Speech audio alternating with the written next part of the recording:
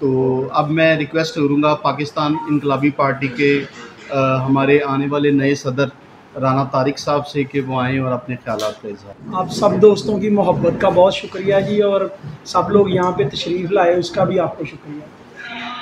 दोस्तों, सब लोगों ने बड़ी अच्छी बात की, लेकिन यहाँ पे मैं बड़ी कमी, बड़ी शिद्दत से महसूस कर रहा था कि शायद कोई शख्स डॉक्टर अब्दुल कदीर ख़ान को याद करे।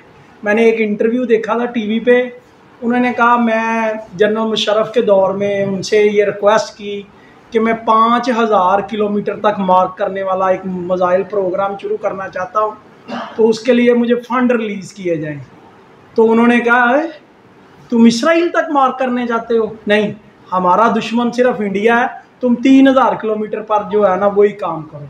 नो डाउट मैं पाकिस्तानी फ़ौज को खराज तहसीन पेश करता हूँ। मेरी खराज अकीदत है उन लोगों के साथ जिन्होंने अपनी जानों का नजराना दे के हमारे लिए इस वतन को संभाला, बचाया, संवारा और यहाँ तक लेके आए। लेकिन इससे भी ज़्यादा पाकिस्तानी फ़ौज जंग लड़ रही है, हर चीज़ मुयस्सर है।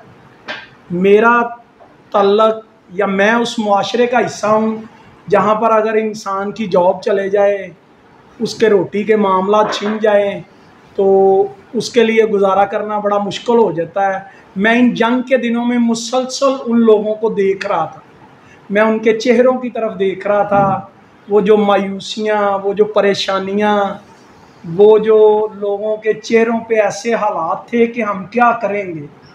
तो मैंने उनको देखा है, समझ शायद ना सके हों को, मैंने ये कहीं पे पढ़ा था कि तकलीफ़ जिसकी होती है ना वही उसको समझ सकता है। तो खुदा करे कभी कोई ऐसी जंग आए कि जब वो लड़ी जाए तो हर चेहरा जो मुस्कुरा रहा हो।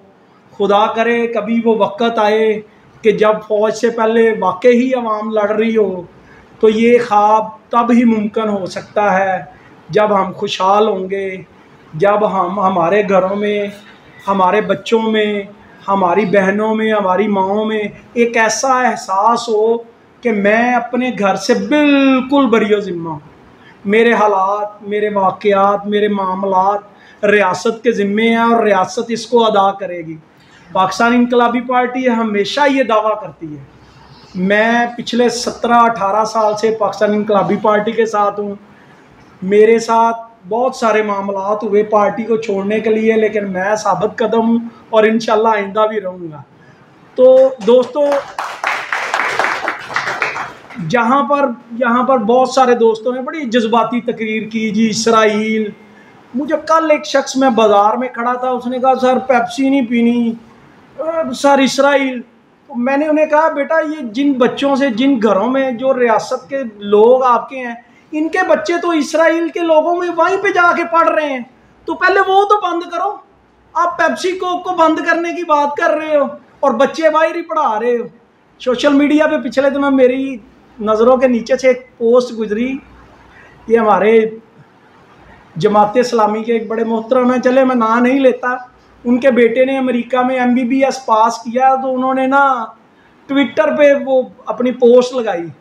तो किसी ने वहाँ पे पोस्ट किया हुआ था कि आप तो पंजाब यूनिवर्सिटी के अंदर कहते हैं औरतों को कि वो हिजाब करें, मर्दों के साथ इकट्ठा ना पढ़ें। तो उन्होंने हर सवाल के नीचे लिखा हुआ था कि आपका बेटा भी वहाँ पे यही तालीम दे रहा है, यही जद्दोजहद कर रहा है।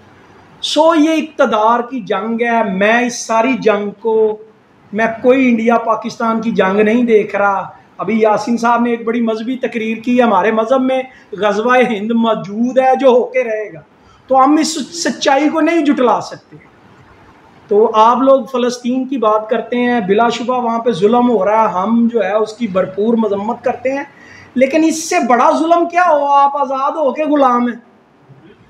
तो मेरी आप सबके लिए नेक तमन्नाएं, अल्लाह मेरा, आपका और हम सब का हामी और नासर हो। अल्लाह इस मुल्क को, पाकिस्तान की खैर करे। पाकिस्तान आर्मी जिंदाबाद। पाकिस्तान आर्मी के जो शोहदा हैं और उससे भी बढ़कर जो सिविल लोग हैं जिन्होंने अपनी जान की कुर्बानियाँ दी हैं, अल्लाह पाक उन सब के दर्जात को बुलंद करे।